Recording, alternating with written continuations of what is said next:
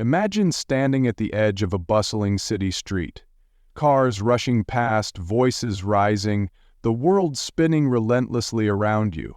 But in this chaotic moment, your mind is clear, your heart steady, anchored by a secret philosophy thousands of years in the making. What if the key to ultimate confidence, inner peace, and unshakable resilience wasn't hidden in modern self-help books, but in ancient wisdom that's more relevant today than ever? Stay tuned, because in the next few minutes we're going to unravel the secrets of Stoicism, transforming everyday struggles into stepping stones for success. Trust me, you won't want to miss the powerful ending that could redefine your entire outlook. And hey, if you haven't already, subscribe now and join our growing community, because incredible, life-changing scripts are coming your way. In a world that often demands we hurry, strive, and chase success at breakneck speed, we can easily feel as if we are constantly leaning forward, pushing against the natural flow of circumstances. This sense of perpetual effort can manifest in many ways. Perhaps it is the morning rush to accomplish a dozen tasks before noon, or the habitual drive to outdo our colleagues and friends, or even the silent pressure to prove our worth in every interaction. Yet we often fail to ask ourselves whether all this exertion actually brings peace, genuine fulfillment, or any meaningful sense of completion. Ancient Stoic philosophy, originating in Greece and flourishing under Roman influence, challenges the modern assumption that relentless pushing is the only route to achieving anything worthwhile.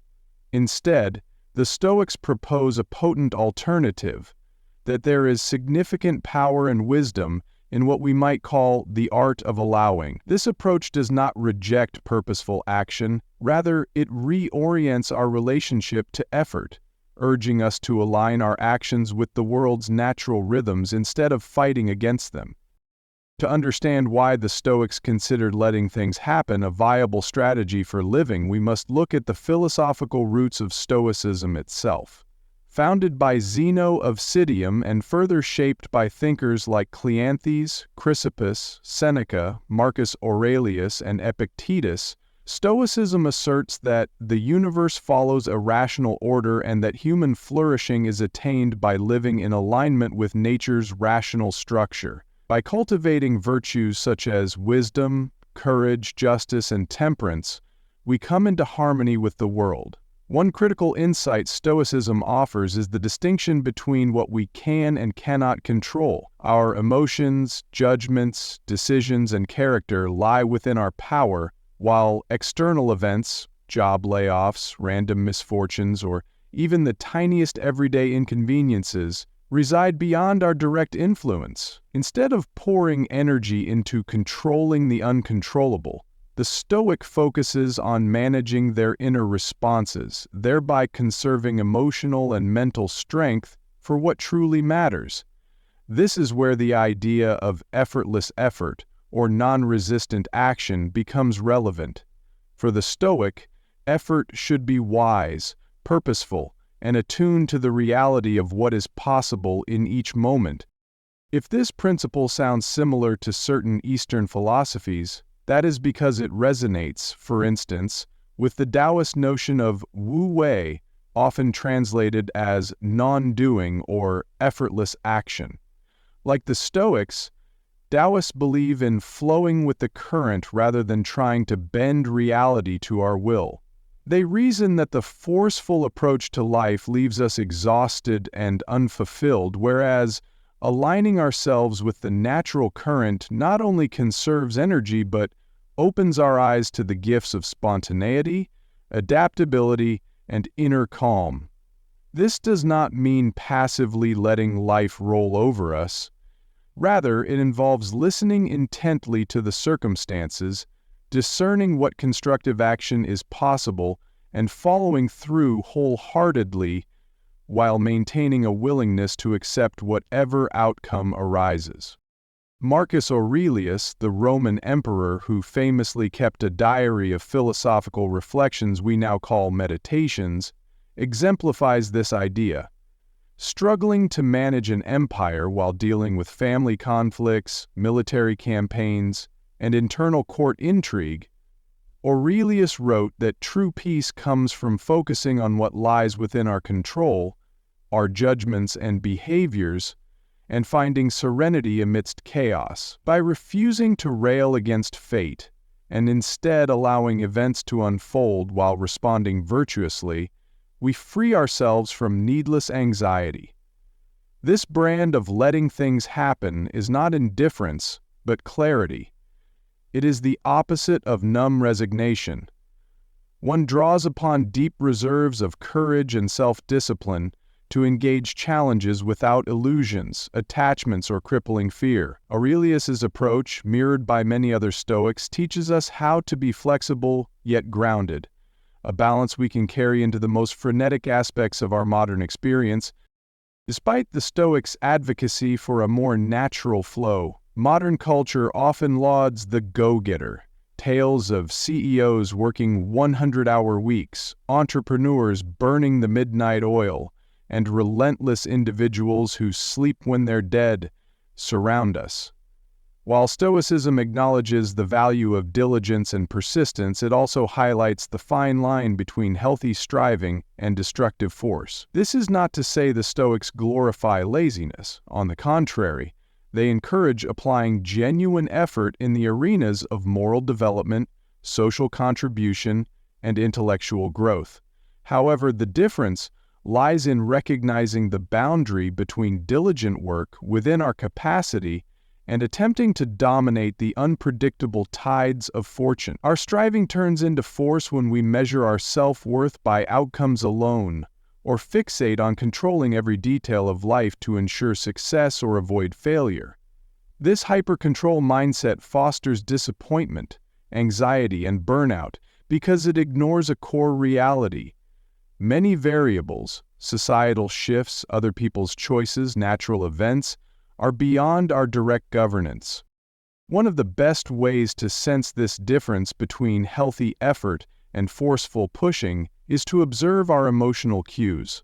When we force an outcome, we often notice bodily tension, clenched teeth, tight shoulders, or racing heartbeat.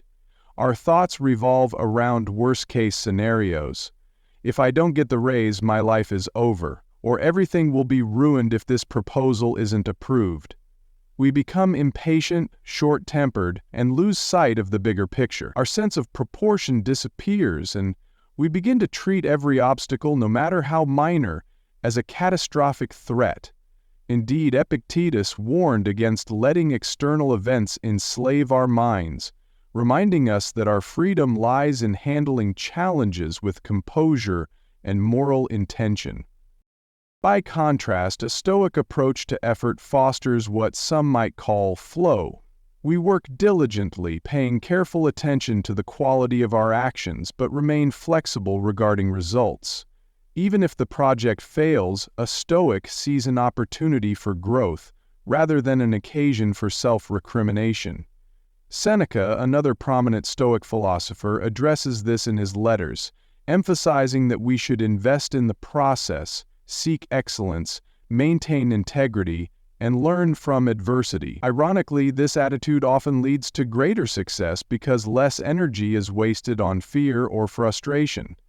Adopting a calmer, more centered approach can sharpen focus, unleash creativity, and help us make decisions with a clear head, rather than from a place of desperation. An illustrative metaphor is the archer, a classic Stoic analogy. The archer trains diligently to master technique, stance, aim, release. But once the arrow is loosed, external factors like wind or a sudden movement of the target can alter the outcome. Thus, the Stoic recognizes that even with precise skill, success is never guaranteed. As a result, the archer finds contentment in having done everything possible within his control, while acknowledging that the arrow's final landing spot is partly governed by fate. This mindset does not deter him from aiming his best. It spares him unnecessary torment over outcomes that no amount of skill can fully command. Such perspective holds significant relevance in modern life. Imagine preparing meticulously for a job interview. You research the company, practice answers, dress professionally, and arrive on time. Despite your best efforts, the company's budget cuts or an internal hiring decision might derail your chances. Instead of spiraling into self-pity or indignation, the Stoic approach acknowledges that your sphere of influence extended only to showing up prepared. What came next was outside your dominion. Hence, you conserve your energy, learn from the interview process, and adapt for the next challenge without sinking into resentment. This is how Stoicism invites us to show up wholeheartedly, but with balanced expectations. The Stoic practice of letting go does not simply mean dropping personal accountability. Rather, it means abandoning resistance against the inevitable. One might imagine a small boat afloat on a large river. We can row skillfully, steering with intelligence to avoid rocks or dangerous rapids. But trying to row upstream against the full torrent of the current is futile, exhausting ourselves and still failing to make progress. Stoic letting go is akin to recognizing that certain forces, public opinion, global events, or even the shifting tides of personal relationships, are like that river's powerful flow. We do not yield out of helplessness, but out of intelligent alignment with reality. When we do row, we do so intentionally, matching our efforts to the environment and trusting that even if the journey is challenging, it aligns with what is possible in the moment. One area where the Stoics remind us to apply this concept is in acts of kindness. Society often extols the virtues of kindness, and rightly so. We are encouraged to help others, volunteer, and empathize with those in need. Yet the script from the original text warns us that even kindness can become distorted. Overextending ourselves, saying yes to every favor, or trying to fix everyone's problems can lead to our own depletion. We risk falling into people-pleasing patterns, inadvertently enabling others to take advantage of us, and even cultivating quiet resentment. The Stoics would encourage a balanced approach, kindness combined with wisdom, empathy combined with discernment. That means we practice benevolence without sacrificing our own well-being or ignoring potential negative consequences. For instance, we might provide thoughtful assistance to a friend but set clear boundaries on time or resources. This ensures we are acting from genuine goodwill rather than seeking approval or wrestling with guilt. Yet, if we become fixated on the outward acts, am I kind enough? Do people see me as generous? We can again slip into a form of force. We force ourselves to be perpetually agreeable and refuse to look honestly at situations that demand a stern no. Stoicism reminds us that at times, refusing a request or confronting someone kindly yet firmly may in fact be the highest form of kindness, both to ourselves and to the other person, who then may learn to stand on their own feet. Genuine compassion does not mean drowning in the needs of others. It involves clarity, self-awareness, and a strong sense of one's values. By letting go of forced niceness or the need to be perceived as helpful, we act more effectively in ways that truly serve everyone involved.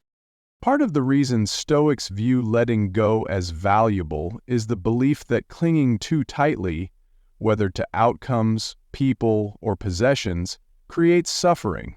The more we attempt to freeze life's fluid nature, the more we suffer when change inevitably arrives. For instance, if we measure our identity solely by the presence of certain people in our lives, their departure through conflict, relocation, or death leaves us unmoored. The Stoic solution is neither cold detachment nor loveless solitude, but a recognition that our closest bonds are also governed by change. We love wholeheartedly while appreciating that nothing in the external world is guaranteed to remain forever. Therefore, we cherish relationships all the more deeply, knowing they are precious precisely because they are not permanent. Ultimately, letting go is not an exercise in nihilism. It is the acceptance that many external variables lie outside our realm of command. This perspective fosters peace and emotional resilience, We can still love, labor, and pursue excellence, but do so with the humility that life is a dance between our intentions and the flow of events. When the flow changes, the Stoic adapts rather than collapses. To illustrate how Stoicism can help us navigate life's unpredictable currents, consider daily Stoic routines. While routine might sound rigid, Stoic practice is about establishing guiding habits for the mind and spirit. One common suggestion involves starting the day with a calm reflection, a mental review of what you value most, along with a recognition that you cannot control many of the day's eventualities. The Stoics often recommend negative visualization, a practice that involves imagining certain losses or adversities in order to remind ourselves of life's fragility and cultivate gratitude.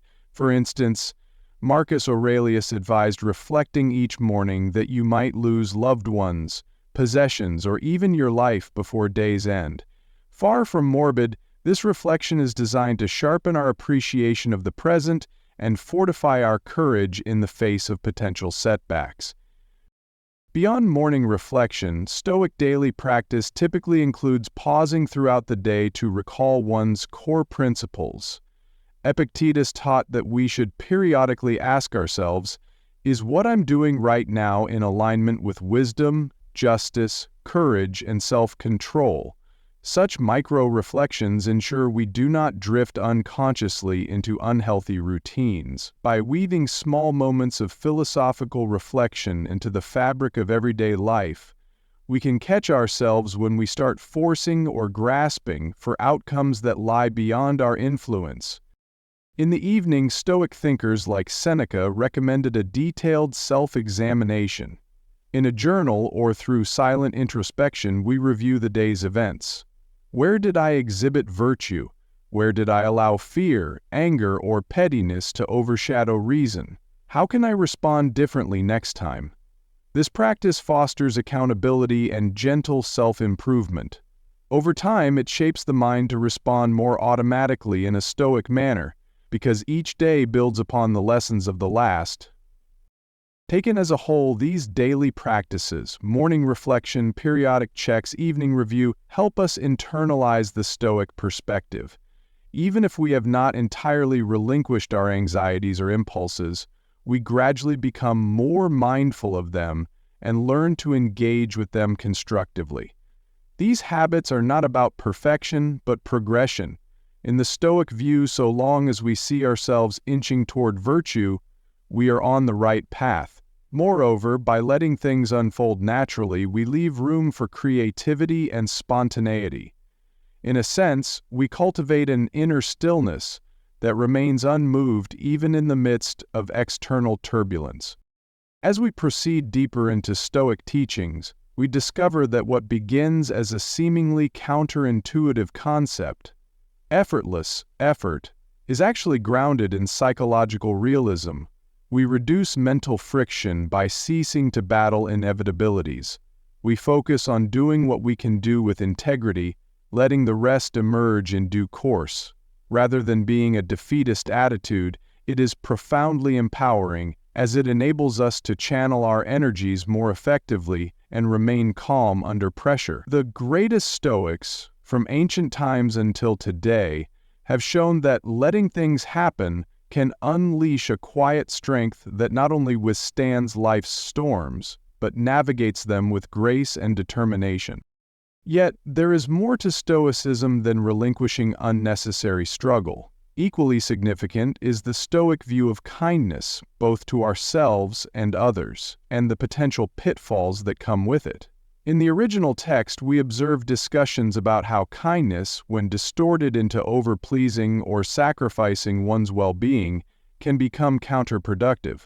The Stoics see genuine kindness as an outgrowth of virtue, not an obligation to bend over backwards at all costs. They challenge us to examine whether our acts of kindness arise from true compassion or from the desire to be liked, to avoid conflict, or to confirm our self-perceit as a good person. Such motivations can entangle us in manipulative relationships, blur our sense of self, and even breed resentment toward those we help. The The Stoics thus urge a form of kindness that stands firmly on integrity and acknowledges one's own limitation. This perspective can lead to difficult decisions, turning down certain requests, letting others fend for themselves in areas they should master, or refusing to enable harmful behaviors, even when our hearts yearn to rescue. From a Stoic viewpoint, these decisions can be as kind as lending a hand because they foster autonomy and personal growth in the other person while preserving our own sense of balance. Seneca wrote extensively about generosity, emphasizing that true giving does not impoverish the giver nor create dependency in the receiver. Kindness, for Stoics, emerges from a sense of shared humanity, what Marcus Aurelius calls the brotherhood of humankind, combined with discerning judgment. One might reasonably ask, doesn't that reduce warmth or empathy? In reality, Stoic kindness can be deeply empathetic precisely because it does not revolve around how it makes us look or feel. By clearing away ego-driven motives, we come to see others more genuinely. We offer help where it truly matters, not where we simply want to appear helpful. Importantly, we can also let go when our involvement hinders another's personal agency or poses an unhealthy drain on ourselves. This clarity is often missing in a world that conflates kindness with appeasement and unconditional compliance. Similarly, Stoicism teaches us to be kind to ourselves by managing destructive self-talk and unproductive worry. It tells us to avoid tormenting ourselves with regrets about the past or fretting excessively about the future. This form of self-directed kindness is not about indulgence, but about maintaining a constructive mental environment, one that fosters growth rather than shame or fear. For instance, a Stoic approach to self-care might involve taking breaks when genuinely needed, seeking respite in nature, or practicing mindful awareness of our emotional states.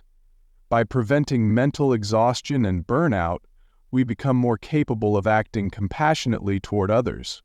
In practical terms, combining Stoic kindness with the art of letting things happen can mean refraining from micromanaging the outcomes of our generosity. Once we have decided on an act of goodwill, we let the results be. If the person we help squanders the assistance, that is beyond our control. Our part was to offer help in good faith. We might learn from the experience, modifying our approach next time, but we do not condemn ourselves or the other party in absolute terms. This measured approach mitigates the emotional turbulence that arises when we become overly invested in how our kindness should unfold. The Stoic framework also addresses the daily habits that support a life of harmony. This includes practical insights such as consistent sleep and wake times, moderate exercise, balanced nutrition, and the cultivation of mental discipline through reading, writing, or meditation. While these might sound like modern wellness strategies, the Stoics emphasize the moral dimension behind them. They argue that a well-cared-for body and mind are more capable of upholding virtue, staying resilient, and contributing to the common good. Additionally, each day presents opportunities to strengthen or weaken our moral fiber. A small act like lying to get ahead, indulging in petty gossip, or letting anger erupt unchecked can ripple into larger moral lapses.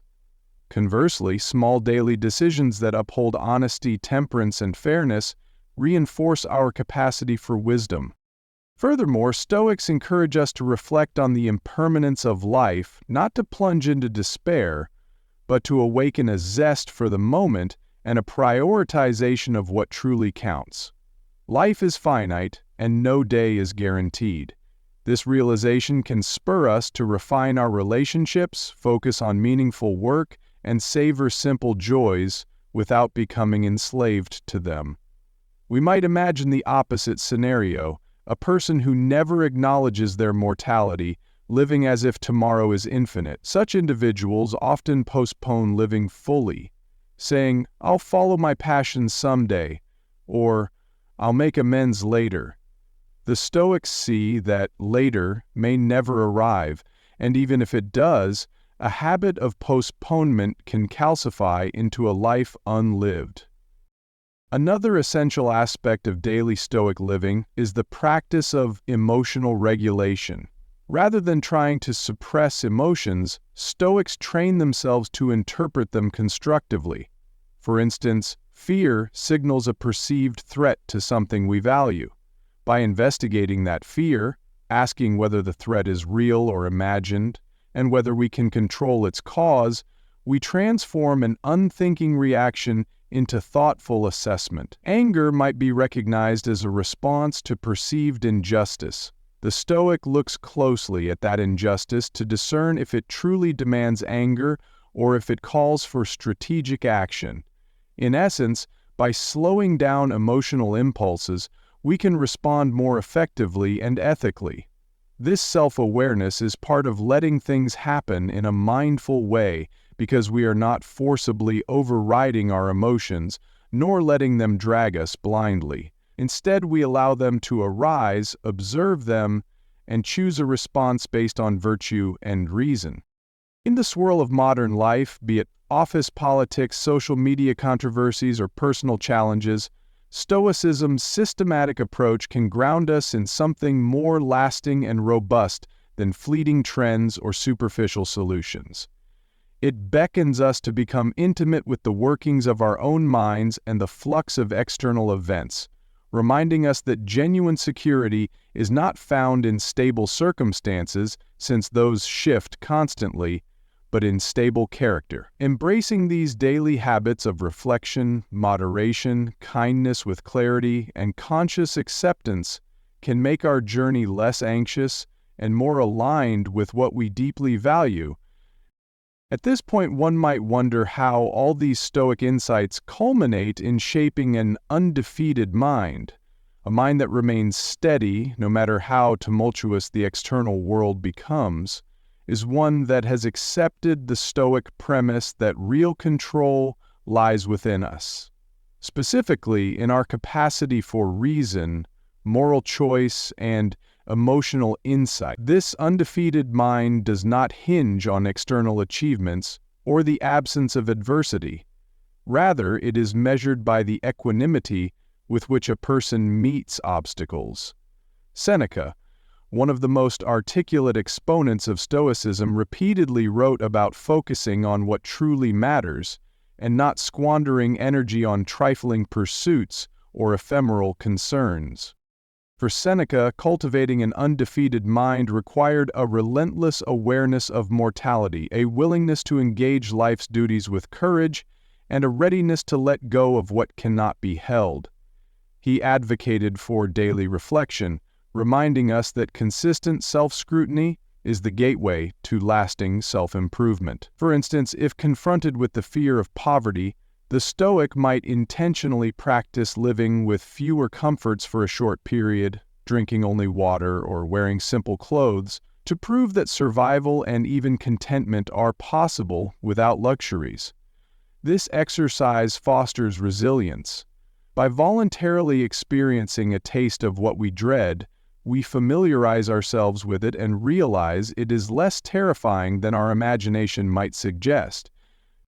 Ultimately, an undefeated mind is not a static condition. It is an ongoing project. Each day we refine it through choices, responses, and reflections.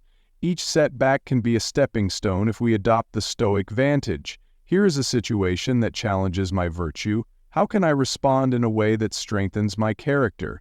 With repetition, the mind learns to approach difficulties as inevitable parts of the human journey, refining our moral fiber rather than crippling us with despair. Through all these lessons, Stoicism remains deeply practical. Its unwavering message is that wisdom arises from understanding our nature, our place in the cosmos, and the limitations of what we can change. When we release needless resistance to reality, we find a calmer, more centered way of being, one that is eminently applicable to life's everyday trials. Thus, in Stoicism, we find a philosophy that merges discipline with compassion, resilience with humility, and self-determination with acceptance of the larger order. Part 1 has laid the groundwork by explaining how the art of letting things happen, the nuanced practice of kindness, and the daily disciplines of the Stoics converge in a worldview that sees adversity not as an enemy to be crushed, but as an opportunity to refine ourselves. This is not an invitation to inactivity. On the contrary, it is a call to vigorous, mindful living, where every action is attuned to what is possible, wise, and in alignment with nature's flow. From this vantage, we become participants in the cosmic dance rather than prisoners of it. Having established how Stoicism encourages a balanced engagement with life, one that merges wise effort with acceptance, we should now examine more closely the subtle perils of kindness when it is not guided by self-awareness and prudent boundaries. The original script outlines 7 potential ways that misguided or excessive kindness can lead us astray. Though being kind is universally lauded as virtuous, it can, in certain contexts, become a hidden trap. The first of these identified pitfalls relates to people-pleasing, a tendency to say yes to everyone's requests. At face value, such readiness to help appears noble, but Stoics argue that it often arises from a desire to avoid conflict, gain external validation, or maintain a certain self-health. Over time, this pattern can erode personal well-being. Why? Because constant accommodation leaves little room for self-care or the cultivation of personal goals. Individuals who people-please perpetually find themselves stretched thin, resentful, and uncertain of their own identity. Seneca would caution that this mode of kindness ironically undermines virtue because it springs not from a deliberate moral decision, but from compulsion or fear of disapproval. Stoic kindness, in contrast, is deliberate, measured, and aimed at genuine benefit, not at appeasing every demand. One way to address this self-destructive brand of people-pleasing is to practice saying no judiciously. The courage to refuse certain requests, while still being kind in tone, liberates us from manipulation and fosters an environment where our own aspirations can also flourish. By setting healthy boundaries, we communicate honestly to others what we can and cannot handle, maintaining authenticity and preventing silent resentments. The second pitfall of misguided kindness is the risk of being taken advantage of. Stoics never advise gullibility. Their approach demands keen discernment of character. Epictetus, for example, implored his students to distinguish between genuine goodwill and manipulative requests. Being sincerely helpful does not mean enabling harmful behaviors or throwing resources into bottomless pits. An individual, especially one motivated by caring, can still say, "I understand your situation, but my support needs to have limits," or "I'm here for guidance, but I cannot solve all your problems for you." This stance aligns with both compassion and reason. For the Stoics, reason is always an ally of true kindness, ensuring that empathy remains balanced by personal responsibility and moral clarity. By refusing to be exploited, we respect both ourselves and the potential growth of others.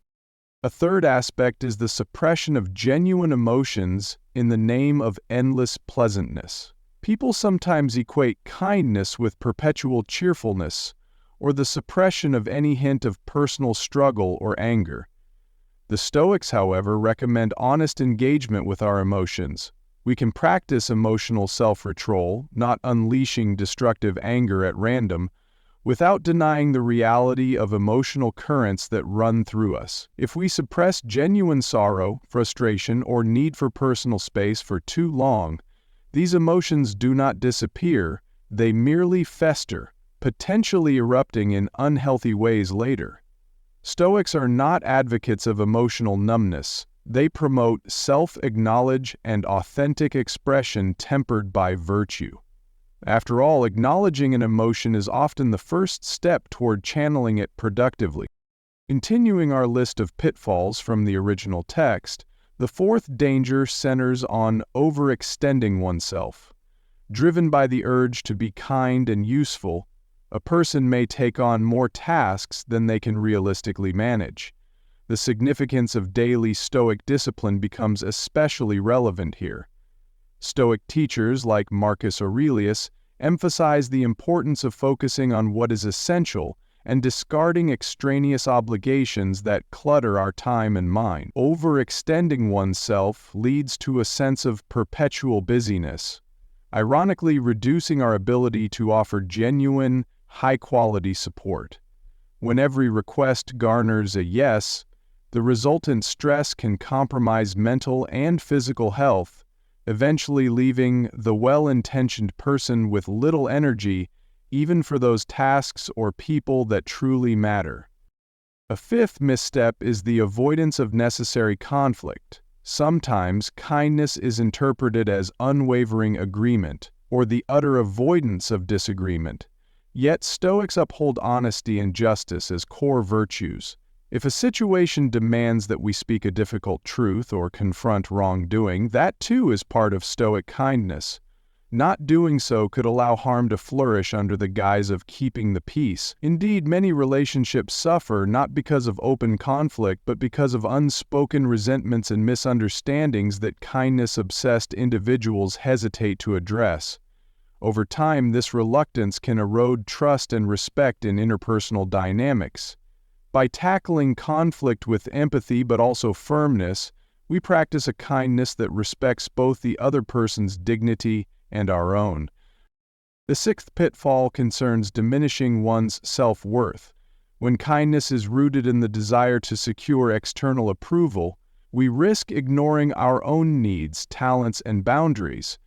A Stoic approach would see us valuing ourselves as rational moral agents, deserving of the same compassion we extend to others. There is a difference between healthy humility, recognizing we are not the center of the universe, and self-effacement, which leads to repeated self-sacrifice with minimal regard for personal well-being. For Stoics, dignity arises from living in accordance with virtue, which includes self-respect. Therefore, if acts of kindness continually damage our self-esteem or infringe on our integrity, they cease to be virtuous and become instead a kind of moral and psychological self-harm. The seventh and final pitfall is a misunderstanding of kindness itself. The original text points out that kindness is not synonymous with passivity. While some might think that being kind equates to letting others walk over us or never asserting our needs, the Stoics highlight that true kindness can be assertive, principled, and unwavering. Consider how Socrates interacted with those who challenged him. He remained courteous, but he did not bow to falsehood.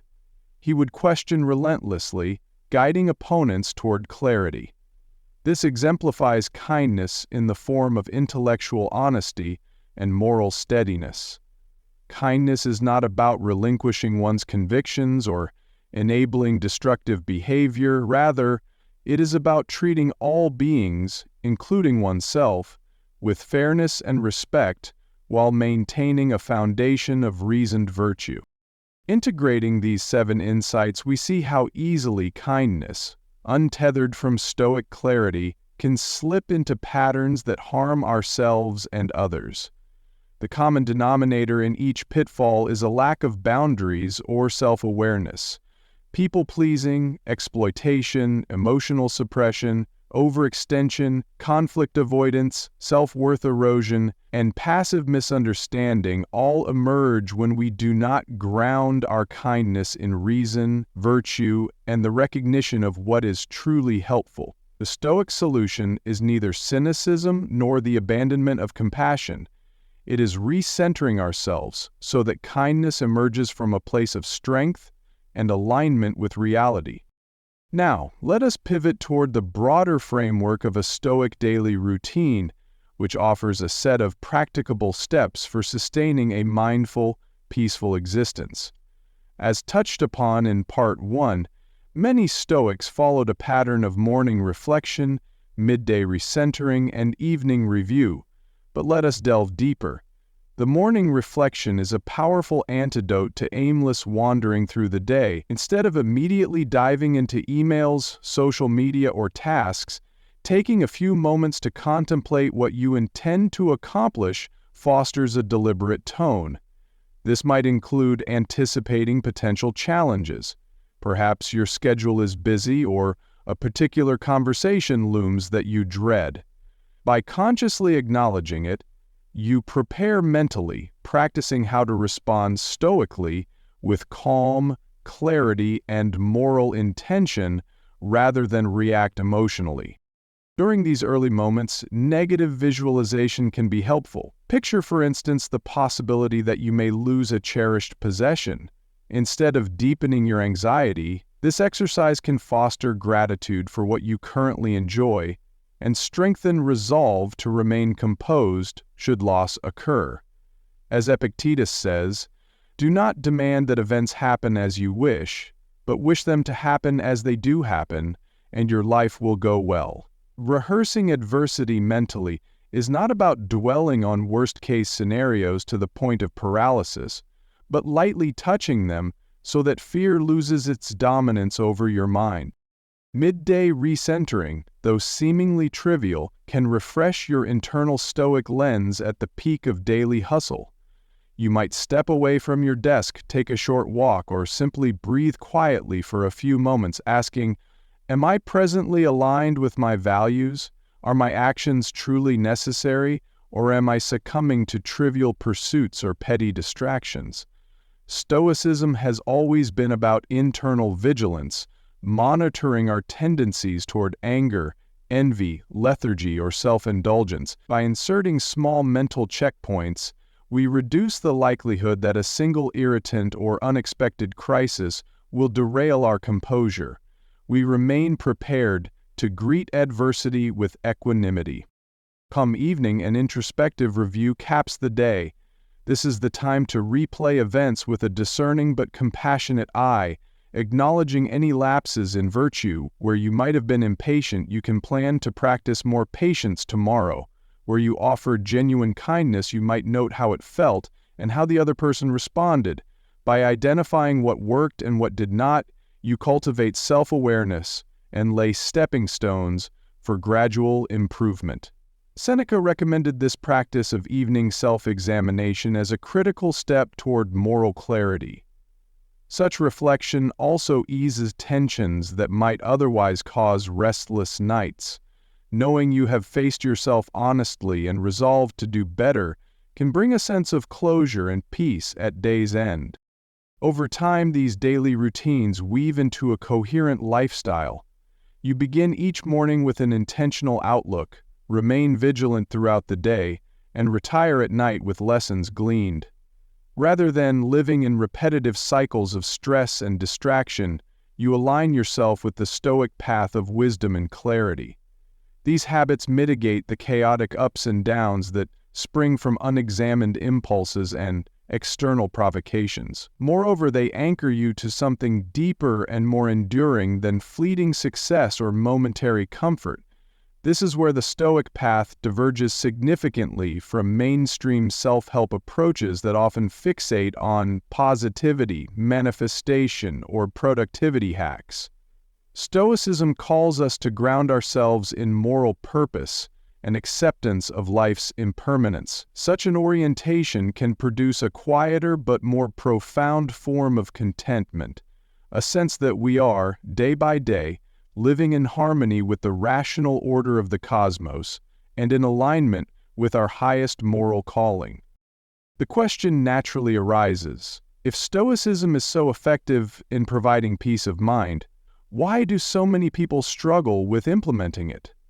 The answer lies partly in the challenge of confronting our own illusions and attachments. We are bombarded daily by social and cultural messages that glorify consumerism, sensationalism, and achievement defined strictly by external metrics. These influences seep into our psyche, urging us to chase extrinsic rewards, status, wealth, approval, at the expense of introspection, balance, and virtue. Stoicism, by contrast, requires a radical shift in worldview. It invites us to measure success by how we handle adversity, how we treat others, and how we remain faithful to our principles, regardless of the applause or condemnation of society.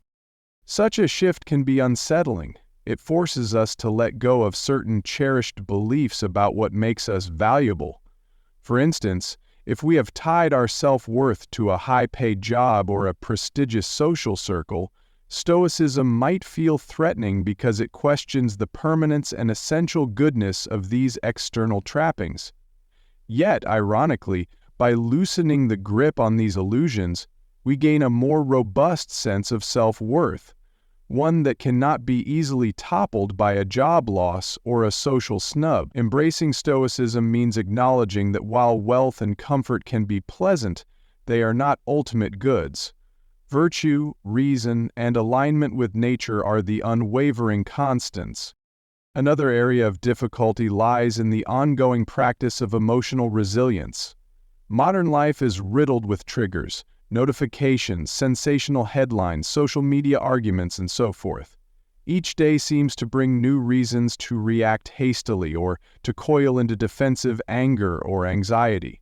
The Stoic approach proposes that true freedom lies not in removing every stressor, but in training the mind to interpret events differently. As Epictetus taught, what disturbs us is not the events themselves, but our judgments about them. Changing these judgments requires repeated effort, especially in a society that profits from our outrage and insecurities.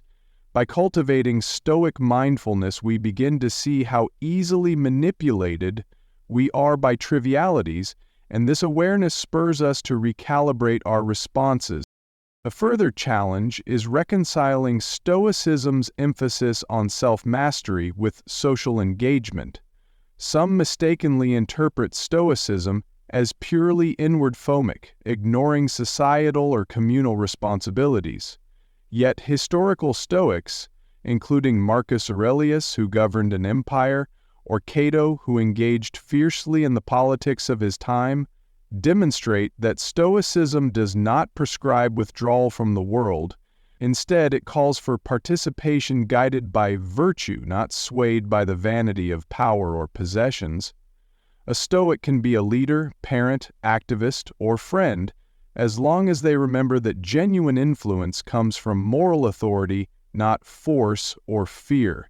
This synergy of public engagement with private wisdom forms a balanced approach to life, though it can be difficult to maintain without constant self-scrutiny.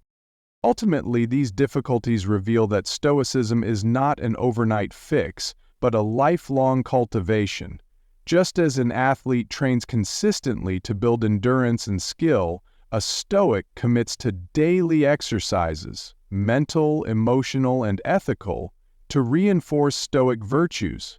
Even small improvements can yield noticeable changes in perspective and well-being. In many ways, the challenges themselves become the raw material from which Stoic resilience is forged, teaching us humility and compassion for our own limits, even as we strive for higher standards.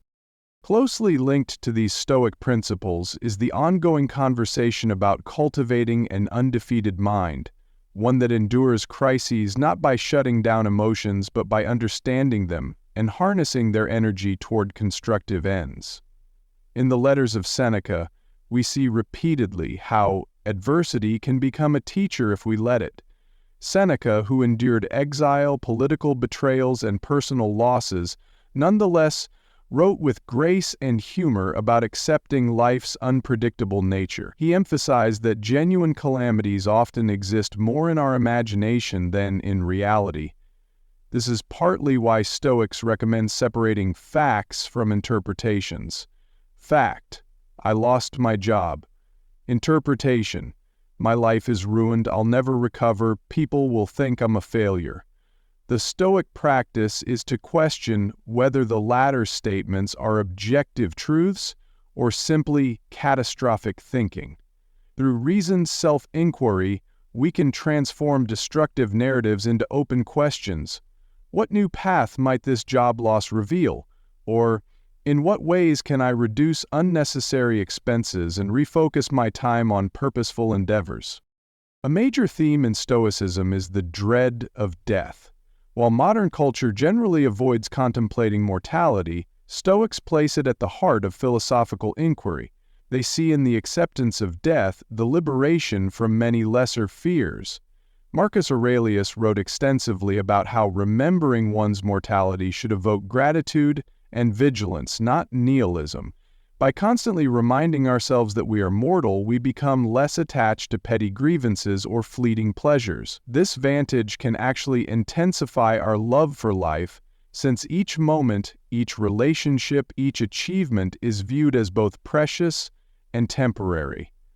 An undefeated mind, in this sense, is not one that denies the possibility of demise, it embraces it, thereby removing death's power to terrorize us into living small. Physical suffering also appears in Stoic writings as a test of resilience. Epictetus, who was once enslaved, famously taught that enduring bodily hardships can be an arena for moral greatness. Without romanticizing pain, he suggested that how we bear it reveals our character. We need not enjoy pain or pretend it is trivial, but we can choose not to let it define our sense of self. Seneca's advice was to realize that most physical ailments either pass eventually or lead to death, in which case they pass as well. This Stoic attitude dovetails with modern pain management strategies that stress acceptance and constructive coping mechanisms over endless complaint. The theme of communal bonds is another dimension of the undefeated mind. Stoics typically caution against isolating ourselves emotionally. While they advocate for self-reliance and internal fortitude, they also acknowledge the value of friendship, mentorship, and solidarity. Seneca treasured letters and friendship, seeing them as intellectual and spiritual lifelines. Marcus Aurelius repeatedly reflected on the interconnectedness of human society, reminding himself, and us, that no one is an island. Sometimes leaning on others or providing them with support fortifies our resilience.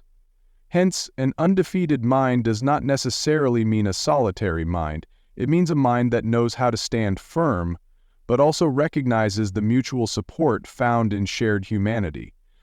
The daily or near-daily reading of Stoic texts can further cement these insights, acting as a replenishing tonic.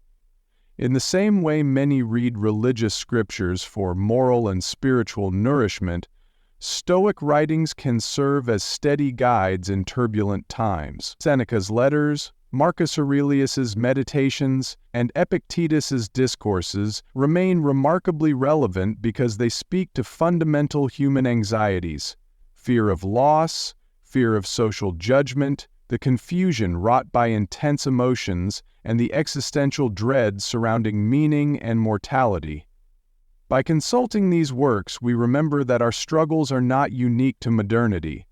Humans have always wrestled with similar dilemmas. The detail that these philosophers personally faced war, political machinations, family strife, and personal illness underscores the practical, grounded nature of their advice.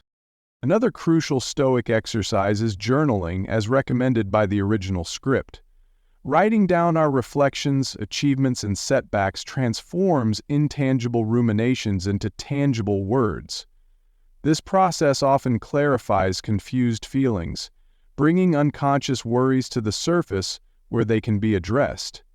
If morning and evening reflection are the mental bookends to the day, journaling is the aggregator of lessons learned. Over time, these journal entries act as a personal log of growth, a testament to how our responses evolve from reactive to more thoughtful, from chaotic to more centered. By revisiting them, we not only gauge our progress, but also reinforce the Stoic narratives we wish to embody. Crucially, Stoicism does not ask us to pretend everything is fine or to scorn legitimate pleasures. It recognizes that certain enjoyments, like good food, companionship, artistic expression, can be part of a flourishing life. The difference is that Stoics want us to engage these pleasures without giving them dominion over us. If we cannot imagine living without a particular comfort, it owns us. Thus, practicing modest abstinence here and there, for instance, skipping a meal to test our resilience or forgoing a luxury purchase, is not about punishing ourselves, but confirming that we remain free. This fosters a deeper appreciation when we do enjoy life's gifts, unclouded by anxiety that losing them would mean catastrophe. Finally, Stoic tenets emphasize that it is not enough to read about virtue, we must live it. As the adage goes, don't talk about your philosophy, embody it. Friends, partners, and colleagues should notice the difference in how we handle disagreements or unfortunate events, calmly, fairly, and with composure.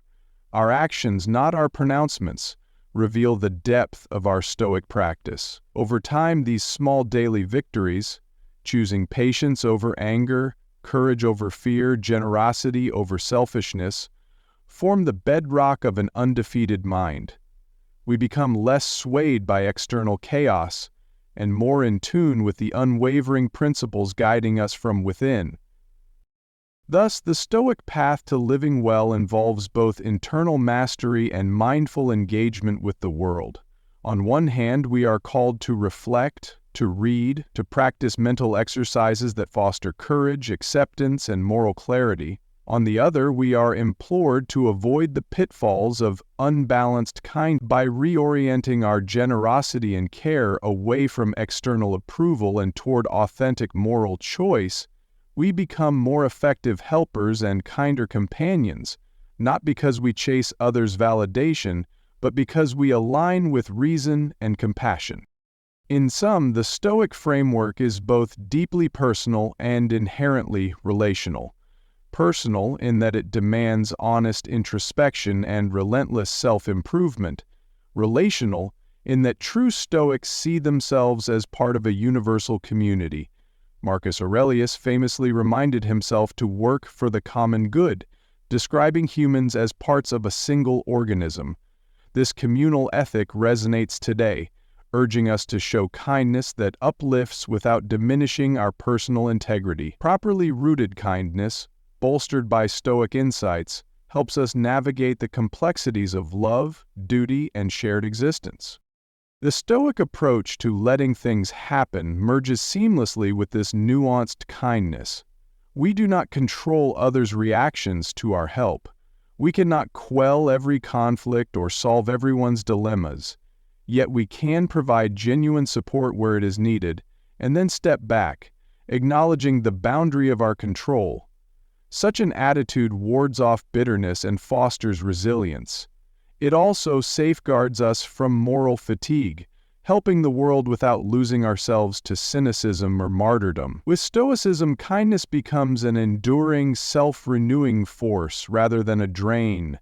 This synergy of acceptance, reason, compassion, and discipline is a hallmark of Stoic philosophy and a powerful guide for everyday life.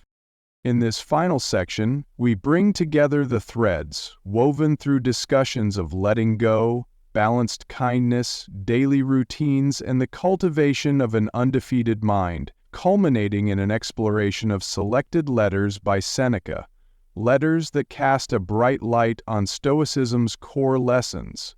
Seneca, a Roman statesman, dramatist, and philosopher, lived through tumultuous times under Emperor Nero. Though forced to navigate treacherous political landscapes, he remained committed to philosophical reflection, leaving behind a trove of letters that address everything from the fear of death to the value of friendship. In these writings, we find raw human anxieties tackled with Stoic clarity and compassion, reminding us that adversity, while unwelcome, often births wisdom and fortitude when approached with the right mindset. Consider first the recurring theme in Seneca's letters about what he calls groundless fears. He observes that much of our distress springs not from actual events but from our internal catastrophizing.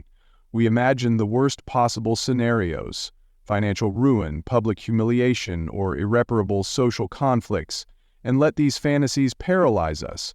Seneca's solution mirrors the Stoic principle of reality testing. He encourages readers to separate what truly threatens them from what is mere rumor or speculation. This matches modern cognitive behavioral therapy insights on identifying irrational beliefs. By holding each fear up to the light of reason, we see how many are self-created illusions.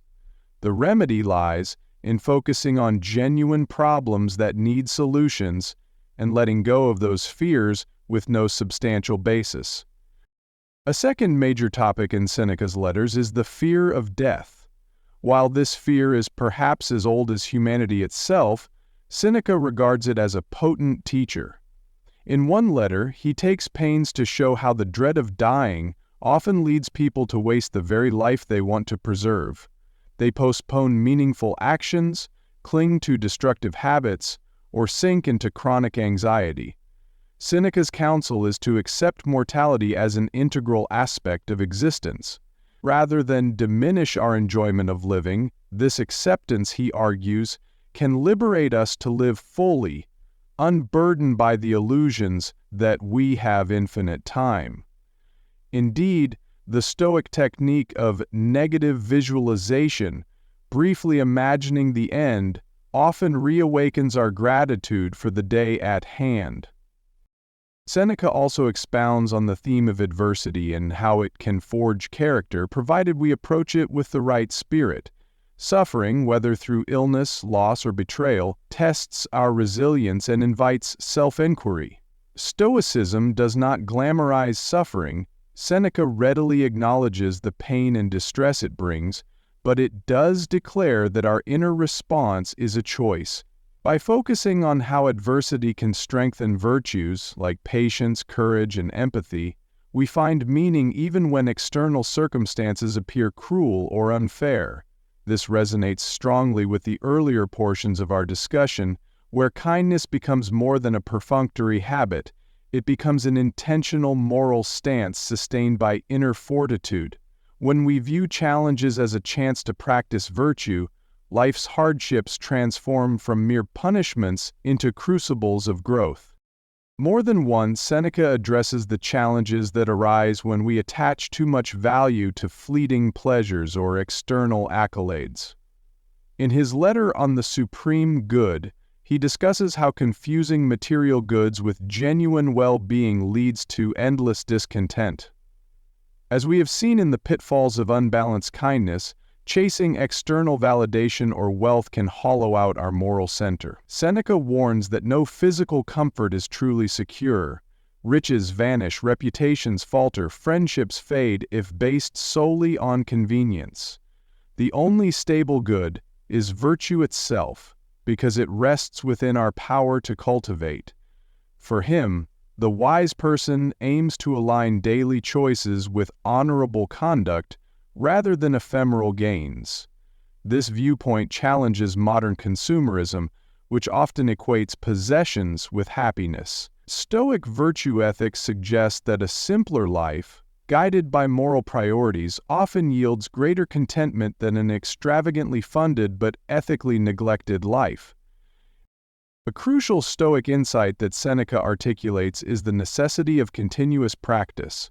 Even if we grasp Stoic concepts intellectually, the daily swirl of passions and illusions can quickly sweep us away. The solution, he insists, is a regimen of mental exercises, reminding ourselves of mortality, enumerating our blessings, questioning our attachments, and renewing our pledge to act with wisdom. This unwavering dedication to reflection and intentional living is partly what makes Stoicism more than a theoretical philosophy. It emerges as a systematic discipline, much like a martial art for the soul. Every day brings a new chance to test and refine our Stoic reflexes in real-world situations, from dealing with frustrating coworkers to confronting personal regrets. Seneca exemplifies how a Stoic can remain engaged in political and social life without succumbing to cynicism. He served as a statesman and advisor, acknowledging the necessity of laws, institutions, and civic structures to maintain order. Yet he always returned to the question, how can I act with integrity here? This ethic provided him a through line even when the political climate demanded compromise or the threat of persecution loomed. Similarly, in today's polarized environment, whether in the public square or corporate boardrooms, the Stoic approach does not instruct us to withdraw, but to participate ethically, keeping the moral compass pointed toward virtue, rather than personal gain or popularity. His personal reflections on suffering remain some of the most resonant passages in his writings. When struck by illness himself, Seneca describes how he grapples with the physical pain and potential fear of death. True to Stoic form, he acknowledges that while the body's pain can be acute, the greater threat is the despair or panic it might ignite in the mind. By turning the mind away from dread and focusing on the blessings still present, such as dear friends, a capacity for thought, and even the clarity gained by physical trials, he demonstrates a lived example of Stoic resilience. In this, Seneca's letters complement our earlier exploration of letting go of forced outcomes or illusions of permanent comfort. It is during the storms of life that the Stoic methods show their greatest potency. Taking a broader view, we see how Seneca's epistles tie neatly into the major Stoic concepts explored throughout this reworked text, differentiating what is within our control from what is beyond it, cultivating resilience through consistent self-awareness, acknowledging the fluidity of external fortune, and practicing virtue as the primary source of well-being. Where some philosophies might offer static axioms, Stoicism demands constant application. Seneca's letters are not intended to be read once and set aside. They are designed as ongoing companions to be revisited in various stages of life. Each reading can uncover new layers of meaning because we change as we accumulate experiences and thus interpret Seneca's counsel in fresh, more nuanced ways. His discussions of daily habits like morning reflection and evening examination mirror the structure that many Stoics adopt. He even advocates for occasional physical discomfort, such as simpler meals or briefer sleeping arrangements, to remind us that comfort is relative, and to curb the mind's cravings for luxury. These actions teach that we can endure more than we think, undermining the hold that craving has on our psyche. By proving to ourselves that certain necessities are not truly indispensable, we regain our sovereignty. It becomes easier to choose moderate satisfaction over excessive indulgence. These lessons feed directly into the Stoic view of kindness, where we limit the resources we lavish on ourselves in order to share them with others, but only insofar as it does not degrade our moral clarity. Seneca's writing style is famously direct, aiming to jolt the reader out of complacency. Rather than coddling us with soothing words, he wants us to confront life's stark facts. We will suffer, we will lose loved ones, we will face injustice, and we will eventually die. This frankness does not spring from a desire to depress or overwhelm the reader.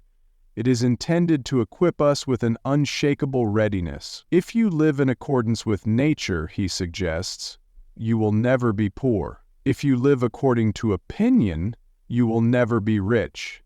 The phrase emphasizes that nature, in Stoic thought, is straightforward and minimal in its requirements, while society's opinions are fickle, infinite, and often self-contradictory. By simplifying our desires and learning to be content with enough, we pave the way to mental freedom. In a world saturated with distractions, Seneca's approach challenges us to prune away the superfluous. He calls for a disciplined life that leaves space for contemplation, friendship, and moral endeavor. Indeed, one of the subtlest lessons from Seneca's letters is that an undefeated mind is not loud or ostentatious. It is often quiet, reflective, and unwavering, a mind that can remain calm in the face of ephemeral storms. This might appear at odds with contemporary society's hunger for spectacle, but it offers a refreshing alternative: quiet fortitude instead of boastful bravado, lasting peace instead of fleeting excitement. Another letter from Seneca addresses the notion of peace of mind, a concept highly relevant to both personal contentment and broader emotional health. He underscores that true peace is not found by altering external conditions, moving to a new city, indulging in varied pleasures, or seeking new relationships to escape boredom, but by transforming the inner dialogues and illusions we cling to. The Stoic concept that we carry ourselves wherever we go resonates strongly here. Simply relocating or changing external circumstances might provide temporary relief, but it fails to address the underlying patterns of thought that generate worry or dissatisfaction. If we believe that the next job, vacation, or romantic partner will save us from our own mind, we are likely to find disappointment. Crucially, Seneca does not demand that we avoid all external comforts or joys. Rather, he insists that reliance on them is the trap.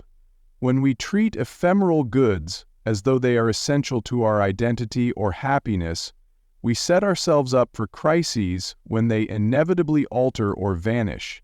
Conversely, when we train ourselves to see external goods as optional extras, we enjoy them more fully, but remain unbroken if circumstances change. This stance undergirds the Stoic ability to let things happen without succumbing to despair or mania.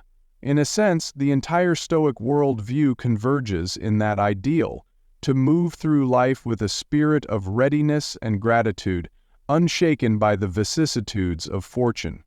Seneca's repeated counsel on practicing moderation is a reminder that the midpoint, rather than an extreme, is often the site of serenity. Extremes, whether in indulgence or in denial, can disrupt balance, leading to tension within ourselves. For instance, indulging heavily might feel satisfying in the short term, but creates an escalating set of desires that are hard to quell, eventually culminating in dissatisfaction or guilt. On the opposite side, excessive asceticism can breed rigidity or isolation. The Stoic approach navigates between these poles, aiming for the golden mean, where reason guides decisions based on virtue rather than impulse or vanity. The letter form itself, which Seneca chose for much of his philosophical writing, highlights the communal nature of Stoicism. These are not lofty monologues sealed away in some academic text. They are personal communications meant to uplift and instruct a friend, often Lucilius. In this sense, we can glean how Stoicism's practice thrives in fellowship, discussing thoughts, seeking input, and challenging each other to maintain moral clarity. While Stoicism emphasizes personal responsibility, it also respects the role of supportive networks. Believing that friendship can serve as an incubator for shared wisdom and virtue, in tandem with Seneca's letters, the contributions of other Stoics, Marcus Aurelius, Epictetus, Cleanthes, reinforce a tapestry of philosophical thought that spans centuries, yet remains remarkably coherent. Marcus Aurelius, through his Meditations, addresses issues of governance, personal discipline, and empathy, reminding us that all humans share a spark of the divine Logos. Epictetus, once enslaved and later a teacher, reminds us that while our bodies can be constrained, our minds remain free if we so choose. Such teachings converge with Seneca's emphasis on personal accountability and the constructive use of adversity. When analyzing these teachings side by side with the pitfalls of misguided kindness, we see a coherent ethical system that is practical rather than merely theoretical. The Stoic is encouraged to practice kindness, but not at the expense of reason or self-esteem. One is advised to recognize adversity as a trainer of the soul, not an insurmountable horror.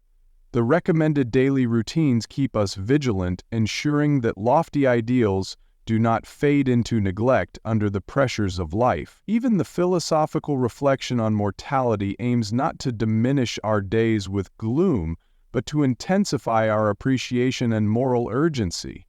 Where does this leave us in modern times? Surrounded by digital noise and rapid social change, many people yearn for a stable anchor.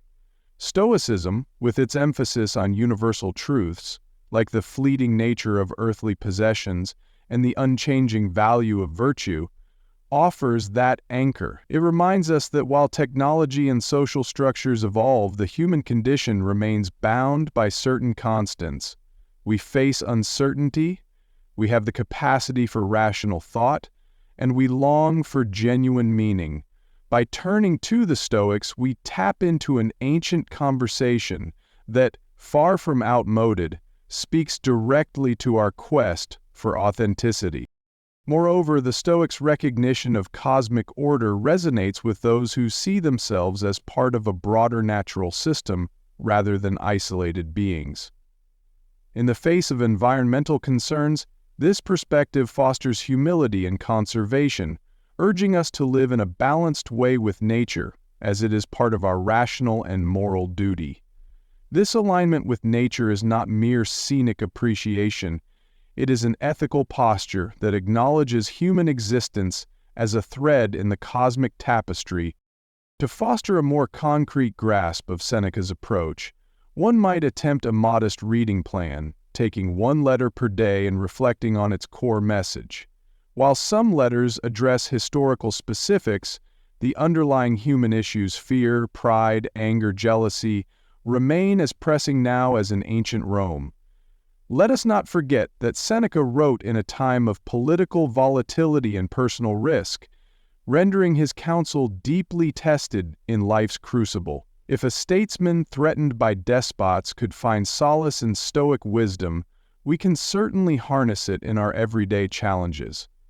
The letters also reveal a dynamic relationship between teacher and student, reinforcing how we, too, can learn by exchanging insights with friends or mentors, building a supportive philosophical community. Alongside reading, journaling, personal reflections each evening fosters an internal dialogue reminiscent of Seneca's letters. We can emulate him by writing as if to a trusted confidant, perhaps an imaginary friend or a future version of ourselves, articulating anxieties, dissecting them with Stoic reasoning, and reinforcing convictions about virtue can quickly shift perspective.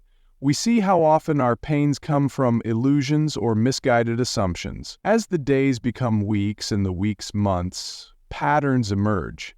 One identifies recurring triggers, perhaps an overemphasis on external approval or a dread of confrontation, and can steadily address them with Stoic strategies, negative visualization, boundary setting, or mindful acceptance. Occasionally, we might slip into old habits of forceful pushing or unwise kindness. This is where Stoic compassion for oneself becomes crucial. Instead of berating ourselves, we treat the stumble as a lesson, analyzing it dispassionately and brainstorming how to respond more virtuously next time. In fact, such moments of failure hold valuable data about where we remain vulnerable to impulse or social pressure. The point is not to achieve some perfect Stoic ideal overnight, but to progress with sincerity.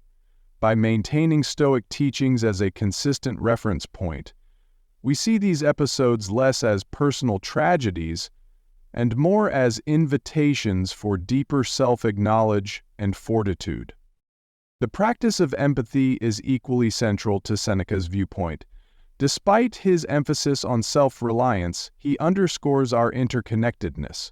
When we help others, we do so not merely out of duty, but because we recognize a shared human spirit.